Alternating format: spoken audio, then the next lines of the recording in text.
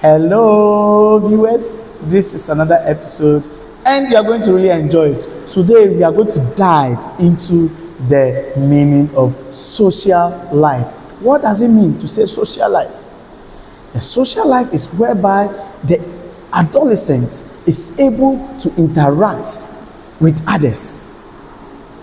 Whom do they interact with? They interact with family first, before coming to the society, the community, the church, and the country as a whole. Today we are going to look at how they begin their interaction.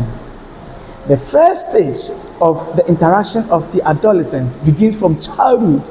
Now, the person or the fellow has grown to the adolescent stage.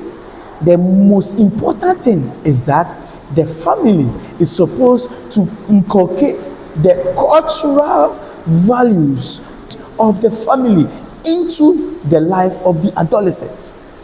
If not, the child comes out there and becomes a societal misfit. First of all, the child learns how to greet and other cultural values and other values that are accepted in the society.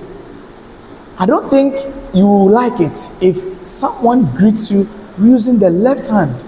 You will not.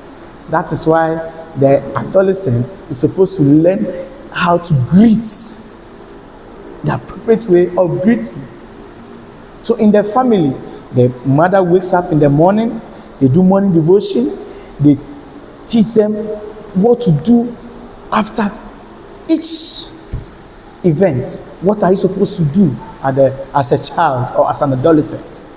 When this is inculcated into the child and the child goes out there and being put into a boarding facility, I bet you your child will never go wayward or astray, because he or she knows that after each activity I'm supposed to do this, after this I'm supposed to do that. So first of all, the child wakes up, we teach the child to pray to God by thanking him and other things.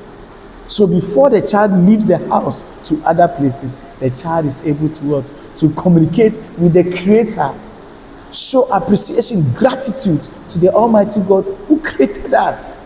And when the child goes out there, he or she will practice that. When you come out of the bedroom after praying, maybe the washroom might be in the room.